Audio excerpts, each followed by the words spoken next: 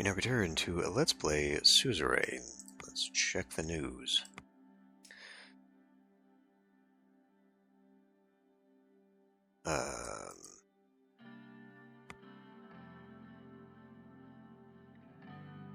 Okay, what?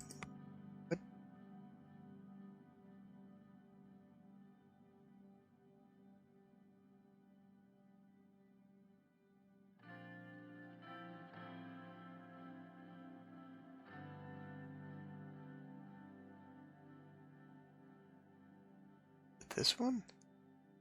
I don't remember what we've already read.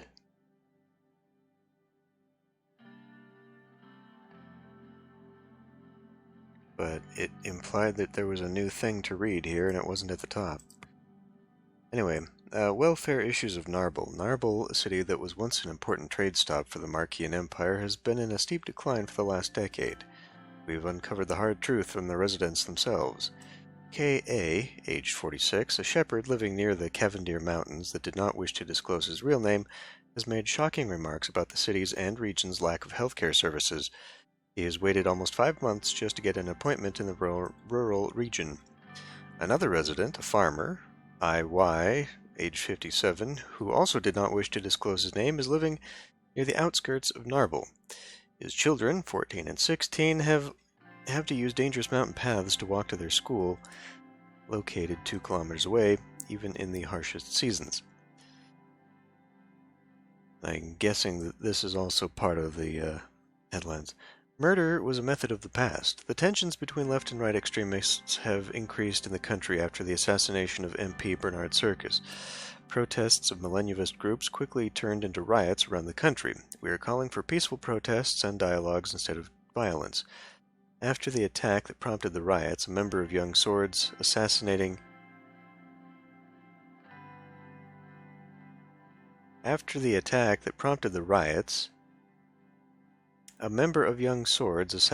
a member of Assembly clearly shows that they are willing to use extreme actions, said Franz Richter. We already read this one. I remember the terrible punctuation. Said Franz Richter in his speech to the Grand National Assembly. We live within these borders together, and therefore we all bear responsibility, a duty to live together with our... Right, yeah. I already read that one.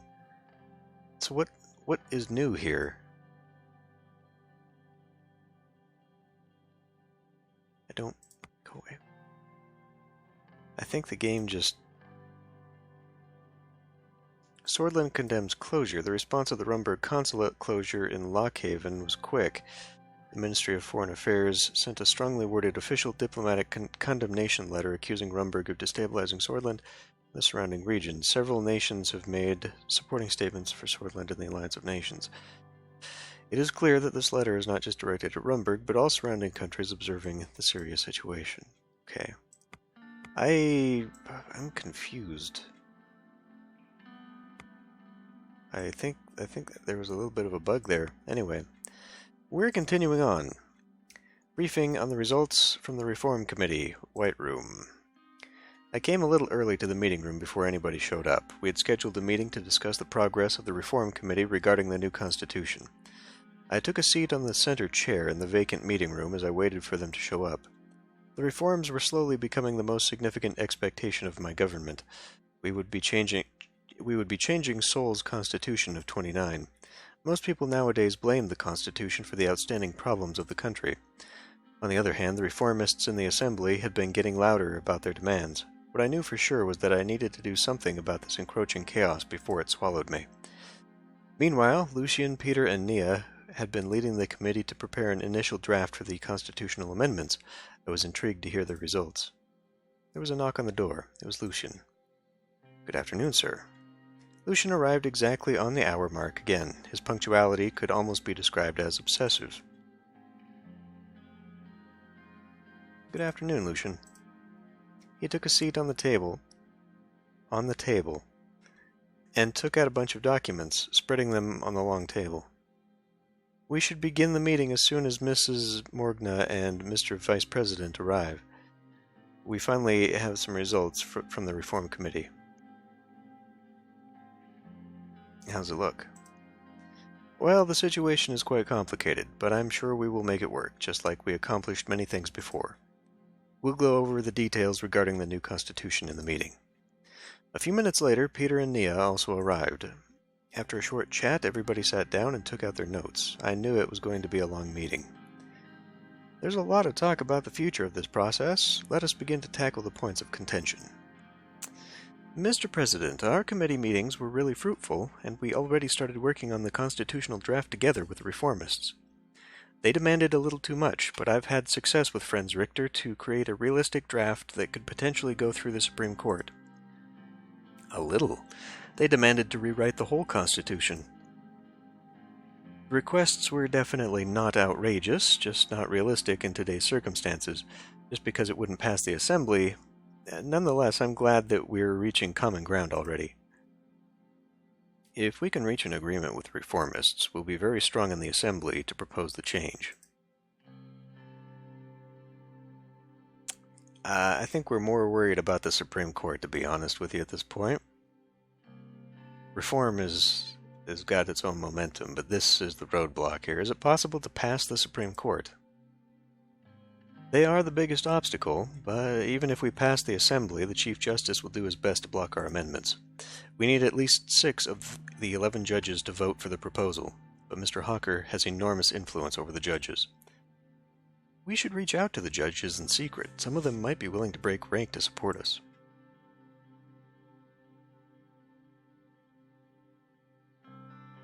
This is ridiculous, and this is a little bit sinister, but we really need this to work.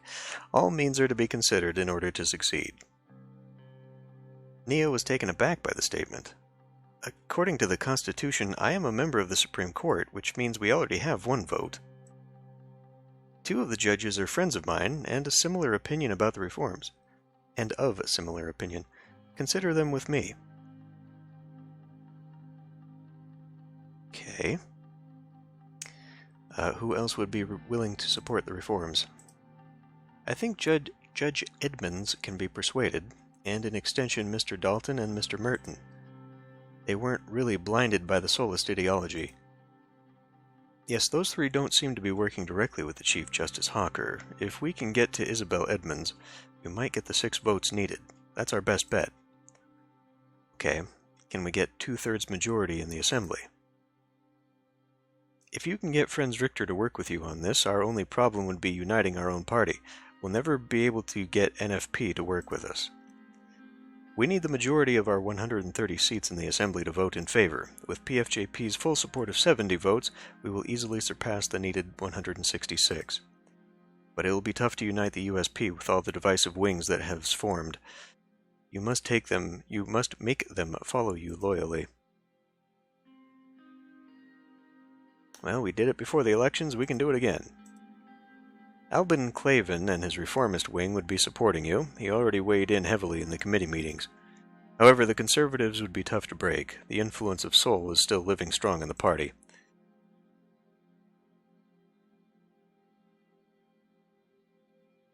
Okay, how many votes do they have?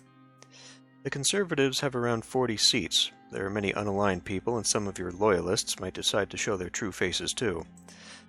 So we need as many of the Conservatives to support us, and there's only one person who's key to make them back us. Gloria Torrey. She's well respected by the Solists. She'll be our biggest obstacle in the Assembly, and her demands will be extensive. I also have reasons to think she might be in Orso's pocket. She will be tough to break, but we'll need her help to get the Conservative support. Well, we'll come to this. We're going to have to get to this when it shows up here, so let's go through the draft right now. Of course.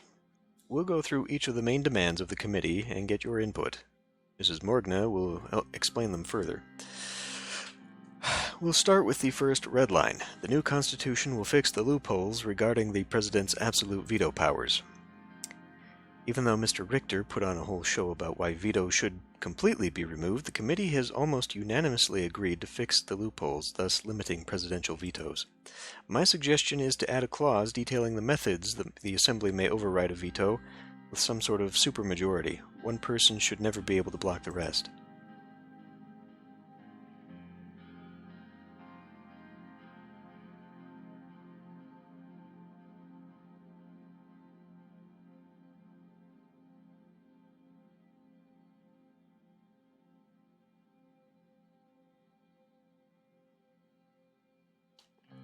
Well, see, here's the thing. Like, I don't think that the president should have absolute veto powers, right? Like, the whole idea with them being over to override the veto would be a checks and balances thing. But should they be removed completely, and this is all just up to Parliament?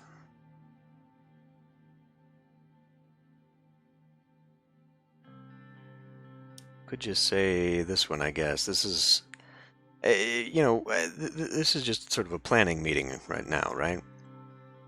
Let's just say that the loopholes do give the president too much power. Because that's what... Yeah. Whatever you decide, it's important to get a balanced picture. We'll be making history by changing the 29 Constitution of Seoul. The second one is about the judiciary. The new constitution will remove the Supreme Court's right to vote on legislation. This is yet another point that is unanimously agreed on by all parties. Tarquin Sol established this rule to protect his 29 constitution. We all know most of the judges are still his pawns. Constitutional amendments will still be very difficult to accomplish with a reform like this, particularly because we will keep the two-thirds vote system to be able to propose a change. However, the judiciary will not have the final say in the amendments.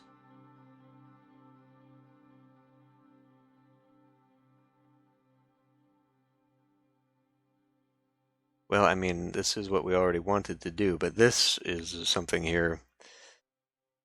Why would they support this? Let's just go with this and let them bring that point up. This is already what we wanted to do. Yes, this will ensure that there won't be another politically motivated Supreme Court. Apart from these two critical points, they have other major demands. They want to reform the appointment procedures of the ministers. Mr. Richter clarified that the Assembly should have a say in the formation of the Council of Ministers. That's something that a majority of our party also supports. Well, Mr. Richter also talked about abolishing the Member of Honor rights of Tarquin Sol that gives him absolute immunity and makes him a permanent member of the Assembly.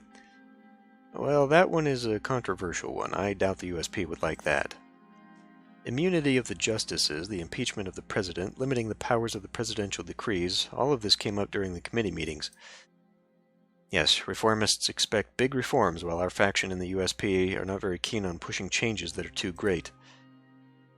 I'd say keeping everything in the middle ground is the safest bet. No need to agitate anyone too much.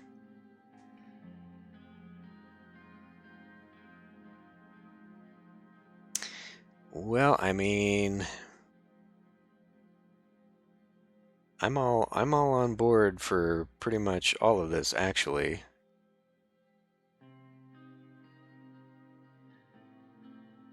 Yeah, they have valid concerns that we need to look at.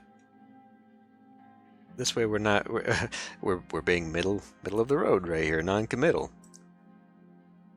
I'll keep working with them and keep you updated, Mr. President.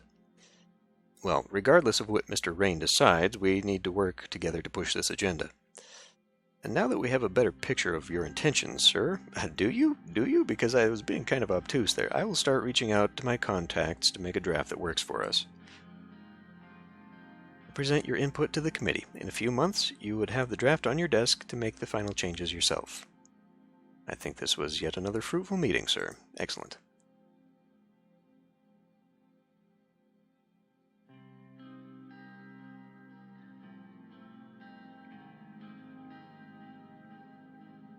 I mean, I don't know. I don't know what to do in these sorts of situations. Because, like, do I want to go all high-minded, like we're working towards some great goal, or do I want to be friendly with them? Like, what is the thing here? Like, does this come off as being egotistical? Like, what are we doing here?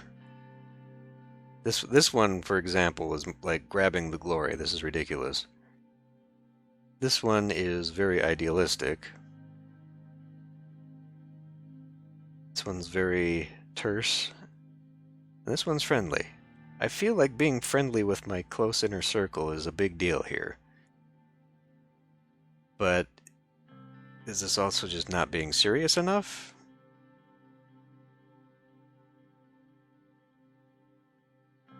I don't know.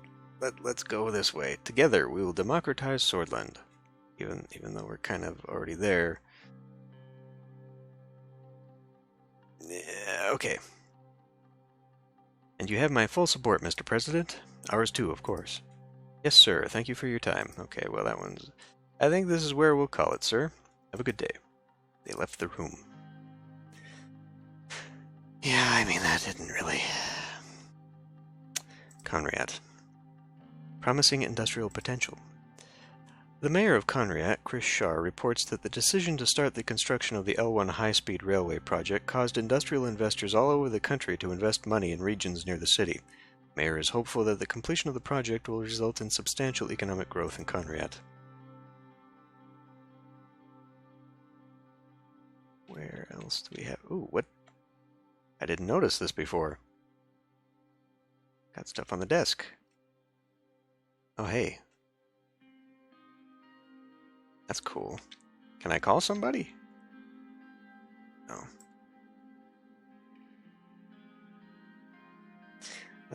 Anyway. Arvery. Young Swords member claimed links to the government. Oh yeah? A detained Young Swords member in Arvery claimed he has connections to the government.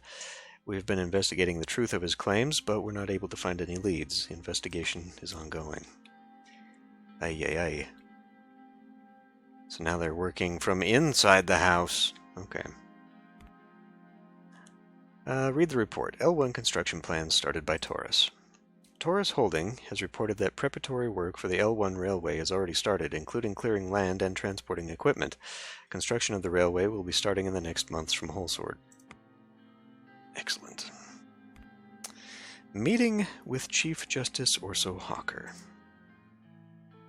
The administration had been working day and night on the overwhelming amount of issues that were facing the country.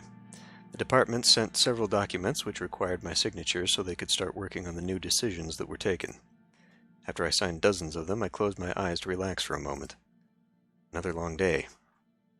Even though I really wished to leave the palace for the day, Lucian had earlier told me that the Chief Justice wanted to speak to me. We planned to meet in my office in 30 minutes. I waited for him, wondering what subject he would raise.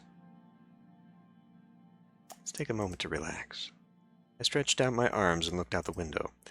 Thousands of shimmering lights in the Wholesword skyline were mesmerizing. Suddenly, I heard a knock on the door. It was Lucian. Good evening, sir. Oh, good to see you. Good to see you too, sir. I'm sorry I couldn't explain the situation to you in detail earlier, sir. The Chief Justice insisted on seeing you this evening. I do not know what he has to say, but it will probably be about the new Constitution. He'll be coming shortly with Judge Mr. Garachi to the meeting. We shouldn't take them lightly. And who is Harun Garachi?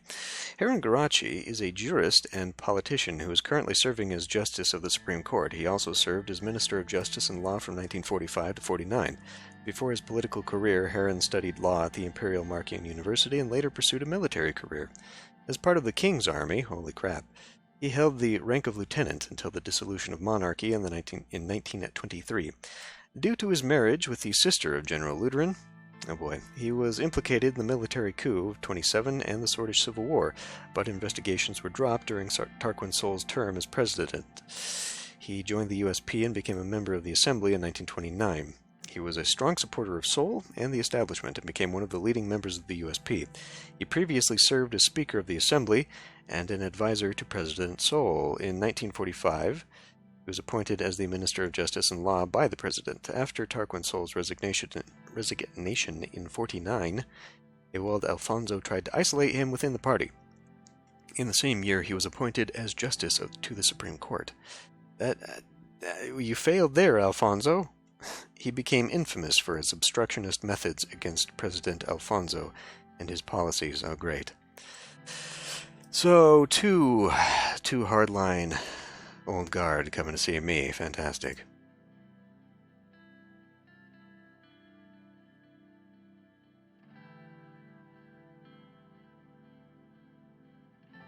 They're probably here to threaten us to stop the reforms. We knew they'd react at some point. There were 3 knocks at the door. Lucian checked his watch. He looked rather worried. Livia opened the doors. Chief Justice Orso Hawker and Judge Heron Garachi entered the room. Good evening, Mr. President. It's good to see you. Evening.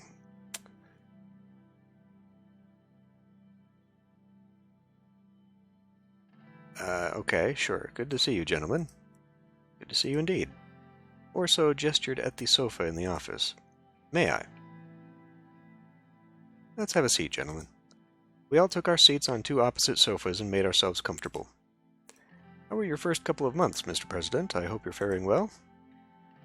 I mean, aside from the fact that everything started with a gunshot, we're off to a rip-roaring start.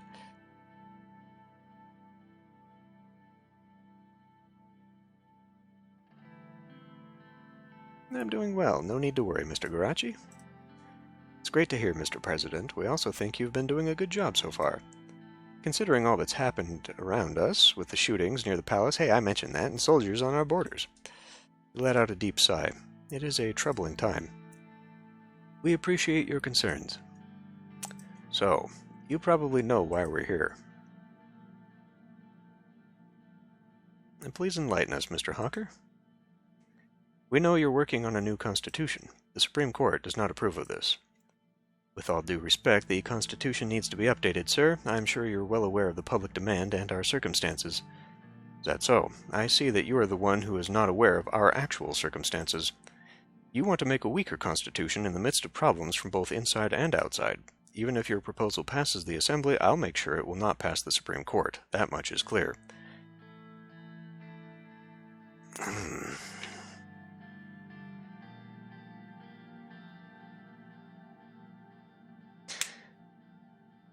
You haven't even seen the proposal yet, Mr. Hawker. Isn't it too soon to be against it? Do you think I live under a rock, Mr. President? I know what goes on. Yet you, Mr. President, seem to be only partially informed about the current situation. Please let us explain the reasons of our stance.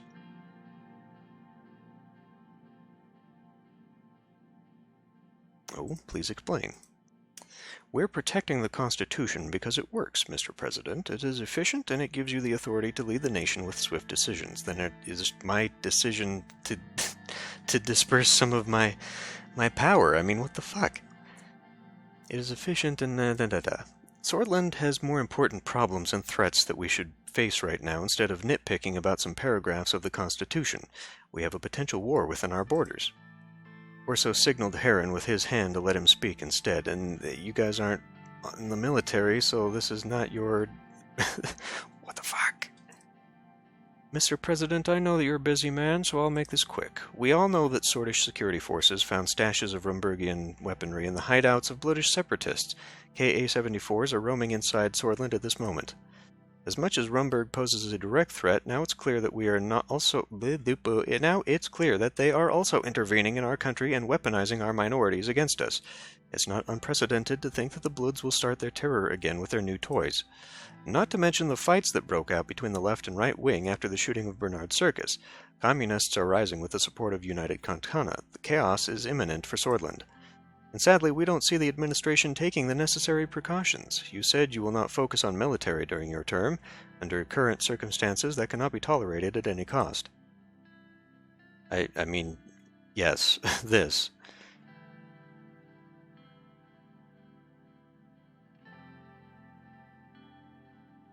Mr. Hawker, the court has no jurisdiction over these matters. Aren't we all part of this state, Mr. President? We are all responsible if Sordland fails to overcome these threats. But regardless of that, you are also aware that the armed Blutish separatists have direct connections with the Workers' Party of Blutia.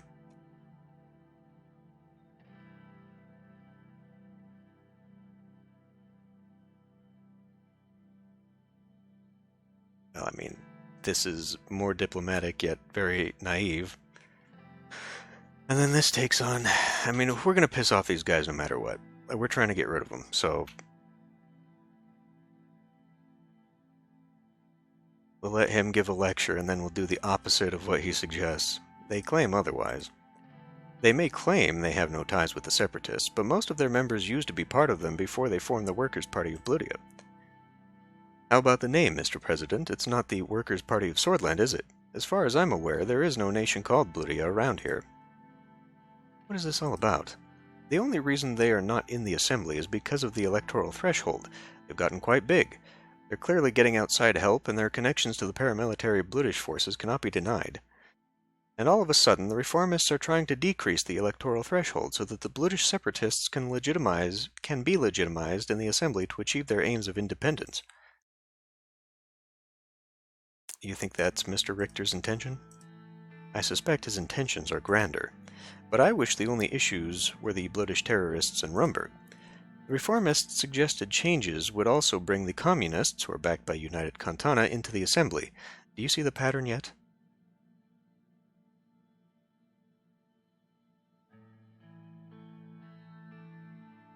You're saying the reformists are working for foreign powers. I mean, the way to dismiss this, of course, this is being confrontational, even though it's absolutely true. And I'm not really interested in their suggestion, so we can kind of lead the witness as it is. So you're saying the reformists are working for foreign powers. Haven't you been briefed by your security team? Maybe you should suspect them as well. Roll my eyes. We should take the necessary measures against communist and British plots, as well as increasing our military budget against a possible conflict with Rumburg. And, of course, not fall into the traps of the reformists by listening to their demands. They're clearly plotting to weaken the president and our whole administration in order to exploit the situation. I'm trying to weaken the president! Which brings us to some very important information we have. It's definitely something you need to hear, and it can change absolutely everything. I doubt that. With all due respect, Mr. President, I think this is getting slightly ridiculous. Yeah, go ahead and explain, Mr. Hawker. I doubt this will change anything. The person in question is Mr. Franz Richter himself, the leader of the reformists. We have enough information to infer that he has ties with Arcasia. First you said he was helping out goddamn United Cantana, and now it's Arcasia?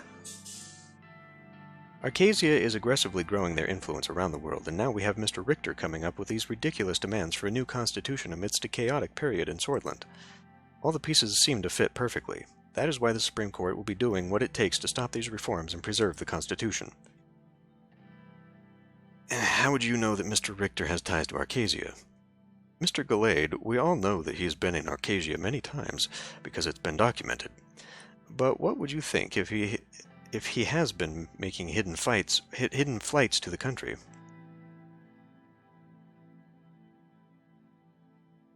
I mean, I guess I don't need to know this, but sure, he was hiding his flights to Arcasia? He was. He's been spotted in a hotel in Arcasia last year, where they held the Conference on Economic Development in Volatile Regions. Right around that time, he started to influence the masses into believing that our Constitution is the reason for everything bad. His trip was not documented, nor was he an official guest of the conference. We believe he had a meeting with President Walker behind closed doors. I also had a couple more photos of him that were taken in Arcasia in different cities. One is from a couple months back. Again, none of it is documented. The most worrying thing about what I'm hearing right now is that he is secretly spying outside of his jurisdiction. What the fuck? He also attended another event in Lesbia last week. The Arcasian Minister of Foreign Affairs was there too.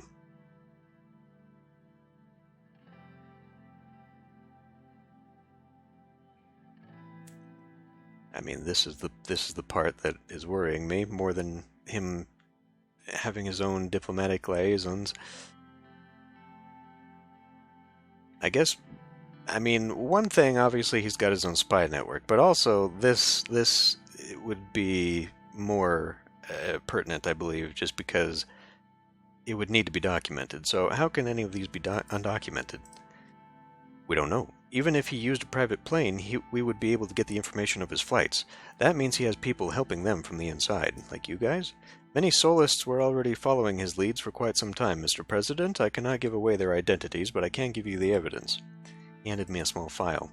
It contained official documents from the Sordish border guard with highlighted dates that showed no trace of Franz Richter's name.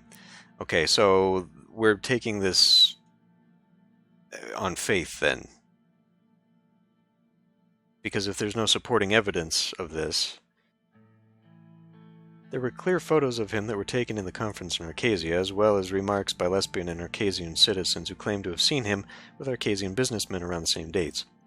There was also an official transcript of one of his speeches where he claimed to be in Benfey on the dates of the conference in Arcasia, where he was spotted. Lucian skimmed through the documents with skepticism, which slowly turned into surprise. These seem to be real. Of course they're real, Mr. Gallade. These seem to suggest that Arcasia is behind the reformists. Their demands will only benefit Arcasia. They want us to have a weaker administration while we face all these threats. This is clearly a plot against Sordland. I bet Rumberg is part of their plan too. I doubt that. Rumberg is a puppet of no one. From what I've read, this cannot be a coincidence that they are weaponizing our minorities against us around the same time. Now you understand the reasons of our current stance, and also our suspicions about your advisors, who clearly have not given you this vital information. Lucian gave him a sharp look. We appreciate the information, Mr. Hawker, but I advise against jumping to conclusions right away. We still need to check the information, and this information has no bearing whatsoever on what we need to do with the Constitution anyway. There's not much to think or check. This is clearly an emergency. In such cases, the Constitution gives the President the right to use emergency powers. If we work together, you can be sure that the Supreme Court will not block your declaration of emergency. Maybe I should use this declaration to just wipe out the Supreme Court.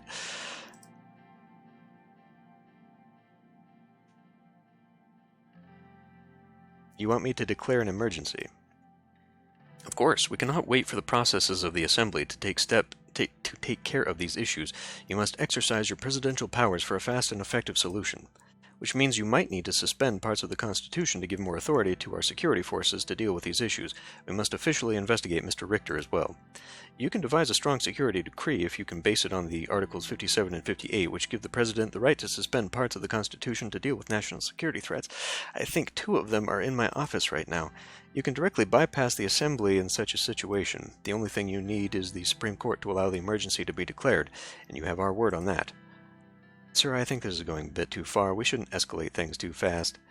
Mr. President, why don't we talk in private? Only 2 of us. We can devise a plan together. I know how we can use the Constitution to our advantage. It would be more effective if Mr. Gallade and Mr. Garachi leave the room before we discuss it. Sir, I advise against it.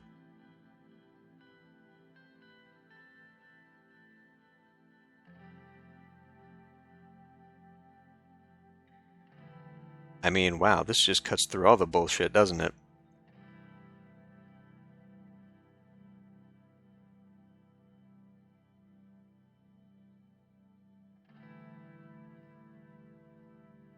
Well, I mean, either of these right here are the answer. One of them is dismissive,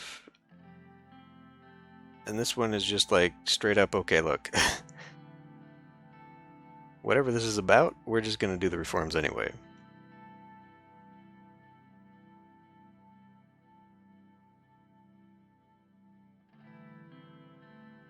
Yeah, okay. Let's go with this one. I'm sorry to say we won't be cooperating, Mr. Hawker. Even though you're aware of our national security threats, you're making a big mistake, Mr. President. We will not allow you to succeed. Gentlemen, I think it's about time to end this meeting. Well, thank you for having us, Mr. President. Have a good evening. Both left the room without saying anything. It was not good. They clearly tried to threaten you.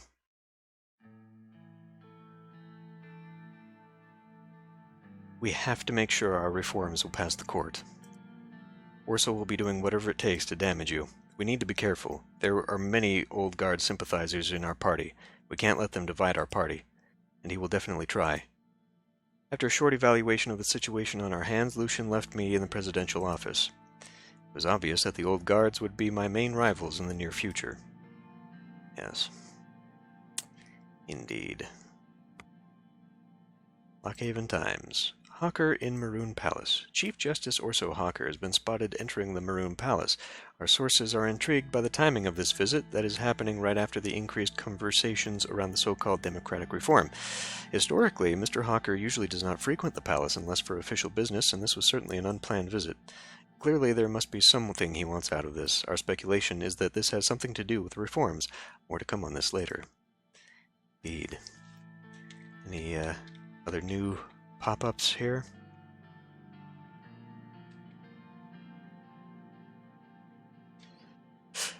Well, I mean, I think going forward here, whether or not one person is influenced by the other, I mean, like, most of our neighbors are influenced by United Cantana anyway. I think that we can still steer a middle course without giving overly much away. I mean, the alarmism is completely unnecessary. The reactionaries, though, are something that concern me. So, we'll maybe have to deal with them next time.